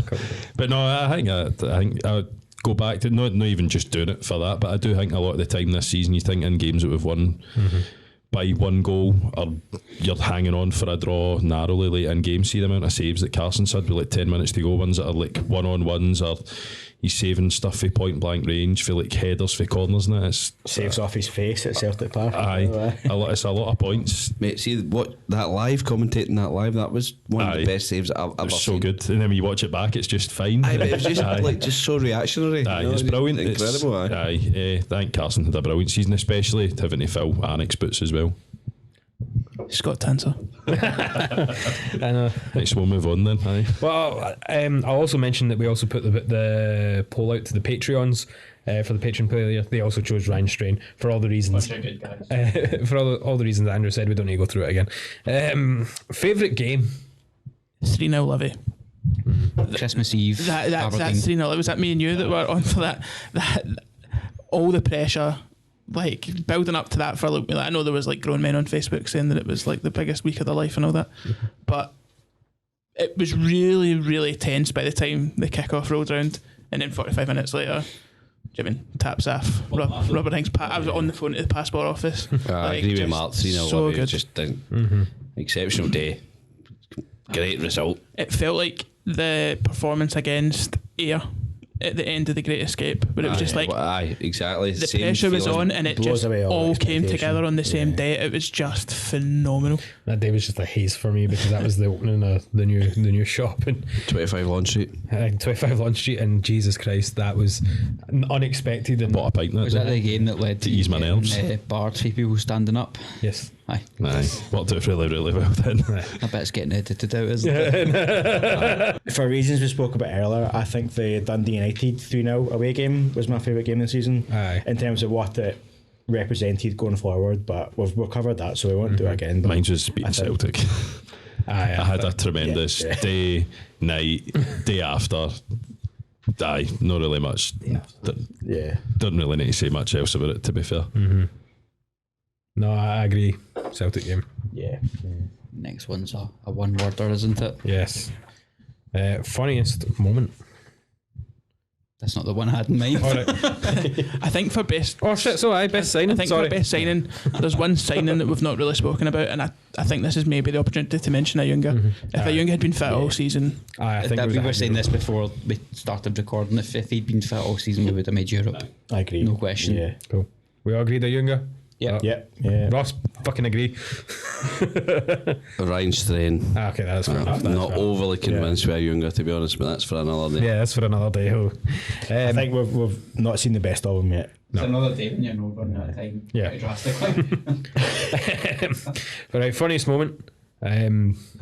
I mean, I think we can categorically say the Aberdeen game at home. When, No, it's got to be the 2-footer at the end of the Rangers game. well, I think there's two moments that we can talk about while being filmed that we can choose between for that, and I think it's probably a straight vote. It's either Ayunga saving it against Livingston, or it's specifically Kelrus being shouted to go up for the next corner after that goal. It's one of the two. And on a sentimental note, which I'll say very quickly, someone that's related to my family, that was their last St Mirren game, and then they passed away just about a month after that, and it makes me smile so much that they're like pretty much their final St Mirren memory is rinsing the Aberdeen goalkeeper. Do you know what I've got to say about that in the Rangers game? You done the commentary. I thought your words were really touching with the after the minute's applause. I know he wasn't in the Roll of Honour, but I didn't know the guy, but it was really heartfelt coming from you, and I thought it was exceptional for you, Mark, and to hold that together through that was really good. You should be really proud of that, mate, because it must have been a really tough moment. I appreciate that, man. I'm certainly not going to pretend that it was someone that was closest to me than they were or whatever else, but there's something about that where I was quite like when me and Craig did Kilmarnock, and it was after the first game after McGarvey had died. I'm not old enough to watch Frank McGarvey play football, but you hear so many people talk, and you had to say something. And even having not seen him play football, I got about 2 sentences in, and I could feel my voice start to go. And it's just that thing where you just try and stay on the right. I think we both tried to acknowledge at the time. Said, look, we're far too young to have seen him play, and especially Sam is about fucking 40 years too young for that. But you kind of covered it really, really well at the time. Wasn't good enough for me, wasn't it? A 15-20 goal a season striker. So Doug Sumner scored against Plumbers. Pug Pumner. but I think this might be the highlight of the podcast. If you're watching, you might see Craig has his iPad out. It is the best of social media. We're going to do our best and worst, but we've just the worst is still the best. So I was about to say he was sitting there like a now disgraced Bond and television show host there on that iPad, but Like, he's morally but not legally wrong. He's all good. You were going to say former board member. I was ready to just do the say the main stand. So I think there's 15 of these and there's only 6 of us, so we're going to have to do 2 each, and then when it gets to the last bit, just get it back to me and I'll do it. But yeah, this is basically the worst takes of the year, the funniest takes of the year, and just everything in between. And the first entry is actually something that came in, maybe this was the latest entry at maybe like 3-4 p.m. today, from someone called Backshift Angler, which is some kind of euphemism or acronym. So St Mirren supporters marching on, Backshift Angler. Could do worse than have Paul McMullen back at Paisley. He's a great wee player in my opinion, and Dundee have made a mistake letting him go. And then the top comment is just McGowan. So, I've come out of this not sure who he's talking about. It's just someone registering with their parole officer. Is he wanting to sign McGowan? Is he trying to correct him and say, do you mean McGowan? Try to find him. McGowan. Somewhere in between, there's some kind of weird kind of bastardisation of those two players that turns up in Paisley next season, but no thanks. a good player, and they two joined together. The next one then I'll hand it over is from Pam Bovro's own Div, just the big man from an article he did in 442. it wasn't 442. I think it was Football Scotland. Unfortunately, I got that one wrong when I called him out on it. But 20 questions. Who wrote the 442 article that you accused him of writing? No Craig? comment. No comment. No, Craig. That man's Craig, name? who wrote it? Craig Devine. So in an article with 20 questions, this was question number 20. So where will you finish in the Premiership this season, and will you win any trophies? His answer was 10th. No chance of any trophy unless there is one on offer for being the first club to bag its manager. So that's an early contender for the winner. But Aye, that is an early I'll contender. swipe this over and pass it on. And be careful where you're swiping when you've got that iPad. And remember, we this has been also recorded. have Pie and Bovril again, Oh. who tweeted on the 3rd of April last year, the comparison to Stubbs is nothing to do with the squad. It's got everything to do with the way he's conducting himself. Every St Mirren fan should be deeply concerned by the rambling nonsense of an interview. Throwing his players under the bus right now is madness. Now, I think that might be after the Motherwell game. Yeah, I think it's Is that the Motherwell game? after. Yeah, Technically, I think that was last season, but it still can be I included. don't buy this one. into the throwing his No. players under the bus thing. I think what he said was Alan Power's not getting a contract, and Alan Power did not get a contract. That's No, basically exactly. what happened. Also said that Dean Linus and Joe Shaughnessy threw goals in. Yeah. Which, by the way, No. watch our 4 goals back. The second one is also includes Pineborough, but also includes a friend of mine, Fraser Burns, who tweeted, Stephen Robinson has had an absolute shocker today in more ways than one. He has a huge job in his hands to win me and many other fans over. Pineborough replies, we are looking straight down the barrel at Stubbs version 2, mate. Down the barrel. Fraser Down the barrel. replies, unbelievable, mate. Genuinely gobsmacked at that after the match interview. The guy is a fanny. Do you know what game that was after, by any chance? Which means vagina. That must be the Motherwell game as well. It was a Motherwell game. Aye. Am I swiping right or left? Whoa. Nice. I'm packing. Right. On the St Mirren supporters Facebook group, Joe Shivers, cue the post of Robbo out. William Smith. Our team has been divided by a bigot. We all know who he is, and there's no need for his kind of poison at our club. So many players offended and sickened. It's hard to watch our players not give their all. Martin Blair. Who's this bigot you speak of? Brian McGinty. I don't know. I think it's I have no idea what that means. Give us a clue. Sam Smith. He doesn't either. He's talking nonsense. The best part of this is under Sam's comment it says posting ... So somebody's coming in with absolute fire at Aye. this point, but that was mental. Aye. That's insane. Fucking hell. Right. So this appears to be a Pie and Bovril post. I God, think. he's getting in here a lot, isn't he? No, sorry, the forum. Oh, right, the forum. I Not thought the it was guy, Div. The forum. Jock MD says, with the potential withdrawal of a few of our regular players, I'd like to see our manager give Jay Henderson the opportunity of playing not in his wing position, but in a centre forward one. Jay, I believe, is the best at shooting a goal in a squad. Not just shooting that goal. Should that go? It's a chat GPT answer. Is this where the else is same? he shooting? Was this the same guy that was pitching Jay Henderson to be a wing back at one point? Yeah, could be. No, that was Mr. James Goodwin. Oh right, sorry. Jock MD. There you go. Let's see what we've got here. It's another fairly fresh one from just the last couple of weeks from St Mirren supporters marching on Facebook. Mr. David Tervett. Apart from the cash we would lose by not playing the Old Firm again, this season we're probably better off in the bottom 6 knowing we can't go down. What? You can only assume this was typed about an hour after taking an edible. There is no point or no end to that sentence. Jesus. Maybe the worst take of the entire season. Here we go. This was pre-Kilmarnock game.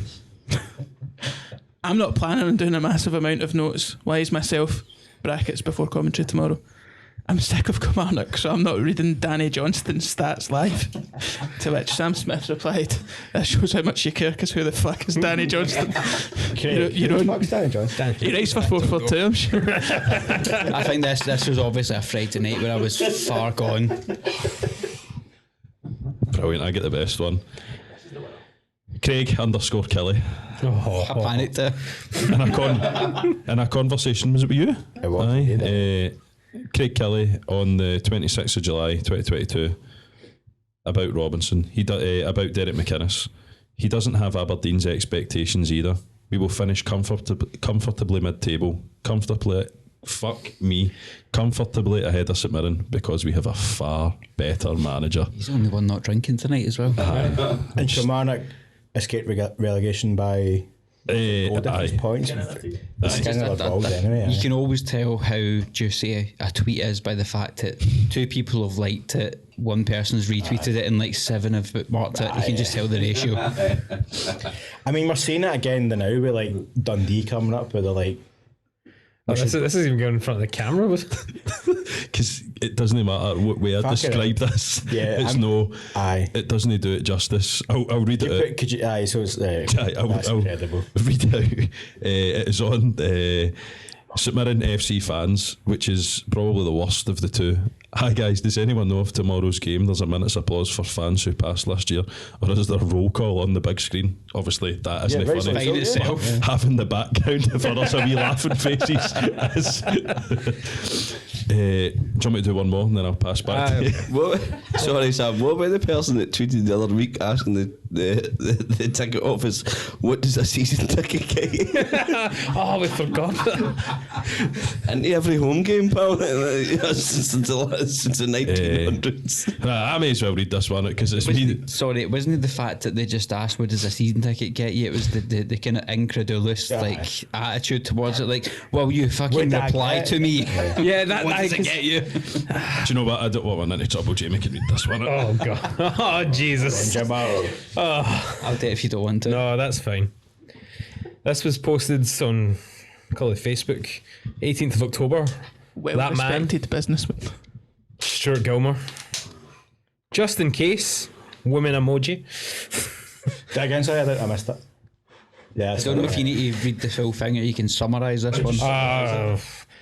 Don't forget that tomorrow starts the new Facebook brackets, aka new name Meta, where they can use your photos. Don't forget the deadline is today. If you prefer, you can copy and paste this version. If you do not publish the statement at least once, it will be I think it meant tactically, but it's also spelt wrong. Allowing the use of your photos. Basically, one of these like your mob posts. This is a guy that wants to run our fucking club. 18th October last year was the moment that all the kind of chain mails from 2004 AOL kind of made themselves onto the internet saying, if you don't pass this on, you will be murdered in your It's sleep. essentially, and then it's all capitals at the bottom. I do not give Facebook or Meta permission to share anything of mine. Some hacking group in a basement in Vietnam being like, guys, we've got them. It's photos of a 60-year-old guy playing golf. We're done. Who was the guy that posted a link on Twitter to a porno website? That man's name. that was the guy. That was Ian That Brown. happened, didn't it? Aye, Ian Brown. Bro.xx or something. If I posted that, I would have the FEAR. Next one is Ian McLaughlin, who's tagged Alan Towell in a post saying, the grant isn't being repaid. I know Ralston cost £1.5 million and the board anticipated the cost to be half that. If you're an accountant, Alan, I'd love your comments on the accounts for the AGM. £1.5 million.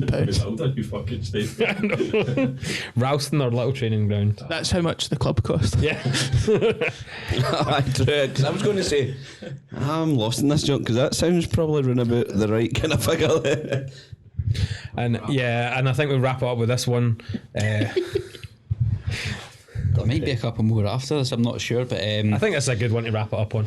so this is Misery Hunter's very own Mark Jardine today. Again, another late entry. Mark Jordan. Richard Dixon releasing a video saying he was going to buy St Mirren before then saying he only ever meant he wanted to invest a wee bit and then not even doing that.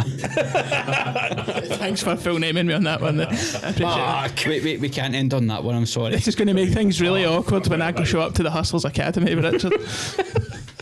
Last one. Before we say that, do you want me to read that one as well? I give that to Sam, yeah. It's going to get the message anyway, so I. Don't you know the truth, Sam? Hey, listen, I've got no interest in the truth. In a conversation with Ian Brown, Mark, Paul Kagan, the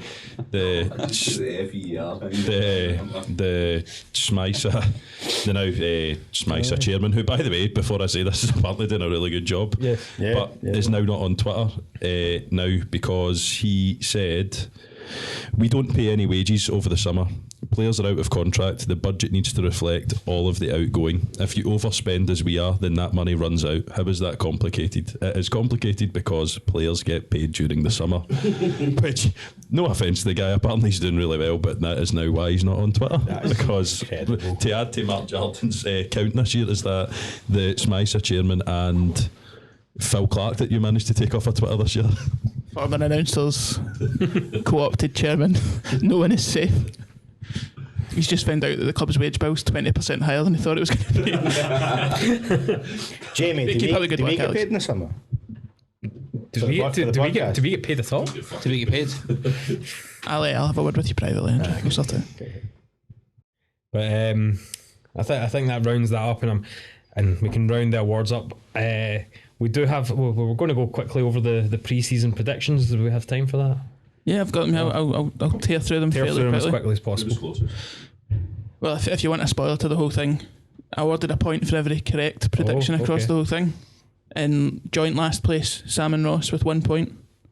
And tied second place, Jamie, me, and Craig with 2 points. Oh. And in first place with 3, Andrew Christie. Can I also just say that I predicted that we would finish 6th on fewer points than 7th?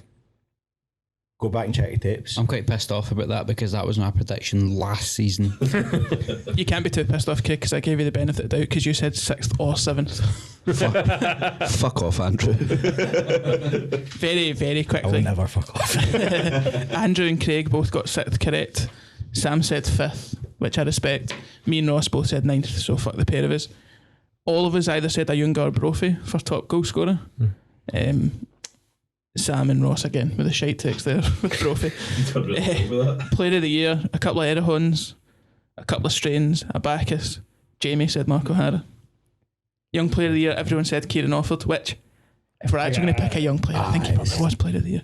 I mean, it's no Alex Grieve at 24. Someone who's one young, two played. First manager sacked. Now we all picked a manager that got sacked, other than Sam, who picked Lee Johnson, who somehow made it 10. How is he still in the job? Sorry to break it to you like this on a live camera, Andrew, but you picked Graham Alexander, and he was actually sacked before the season started, so that didn't count. So it's actually a 4-way tie for first place. But others, a couple of Davidsons. No, by Davidson, he picked Goodwin, which you got right. I think Alexander might have been sacked the day after I made that prediction as well. Mm-hmm. Oh well. Yeah, correct. Everyone picked Celtic. Fuck off, Andrew. Everyone picked Celtic as league winners. Yeah. Everyone other than Andrew picked St Johnstone to get relegated, but Andrew picked Kelly. And here's where the real money is. Something mental to happen. I don't think I gave any. Well, I gave myself a point for this actually. We'll get to that. I'll say that last. Because I'm in charge. Fuck off, Mark. Andrew said that Graham Alexander and Van Veen would have an oily boy fight on the pitch, which, if Alexander hadn't been sacked, I think there's every chance that might have happened. But he was I sacked. still like to have seen that. Craig had Ryland being a guest of honour at a Saints game and then going on a night out in Paisley, which might have happened. We just don't know. We just don't know. Sam guaranteed European football for next season, so fuck that. Cheers, Sam. Jamie had Erehon scoring from the halfway line or an Old Firm riot. Was there an Old Firm riot this I don't season? think so. There was a couple of wee boys running after each other, but I don't think Celtic fans battering each other in the Merchant City after they won the title, that kind of thing. Ross, Hearts splitting the Old Firm. I think, No, you don't have We know what you think. You thought Hearts would split the Old Firm. yeah, I think if Van Bronckhorst stayed, I think that would, and Nielsen stayed, Hearts got better. and Hearts get better, and if loads of stuff, but that could have happened. And then saving myself for last year. Declan Gallagher to outscore Tony Watt, which if you only take St Mirren appearances, he did. No, fair enough. Well done, Mark. No, I'll give you that. Get That's that right round all these. yep. I also said Lasley would be in the dugout at one point, which I don't know if that happened. So you get half a point, really, than 1 point. Okay, I'll sit in second bottom then, just above Sam and Ross. So who won overall? Ross. No, I didn't. Football was We all won. Football was We all won. Football's the one. that man's name. Andrew Christie. was Stuart football. What was the one? That's by a new character for next season. Was it Davy Goals or Johnny Goals? You've never seen that one. Stuart Football. But anyway, on that note, I think we'll call it at that. Thank you for listening / watching. MiseryHunters.co.uk for all your merch. I'm going to put one last plug in for PaisleyCraftBeer.com. 25 Lawn Street. 25 Lawn Street. Best craft beer selection in Paisley. Not just Paisley. Well, yeah, that's true. The West. The west of Europe. Europe is the West. And It's best. Patreon.com /MiseryHunters, £3 a month. You'll get entered into our monthly competition, which this month is an actual season ticket. So there's actually something worth. Not saying all our other prizes are shit, they're all good, but this one's a bit worth. In order to pay for the whole thing, you would have to be a patron for a decade. Exactly. So there you go. Subscribe, you slugs. What does a season ticket actually get you? Oh, that's a question for the ticket office. And for the longest one I think we'll ever have, well, I'm just going to go with the easy option and say fuck Alex Ray. Fuck Paisley Craft Beer. 25 Lawn Street. Fuck the St Mirren fans who prefer white shorts over black shorts on the home kit. Fuck Malcolm Mackay. Malkate's pals who are probably also cunts. Fuck all of Partick Thistle. Fuck Robert Snodgrass. Fuck. And fuck you for listening.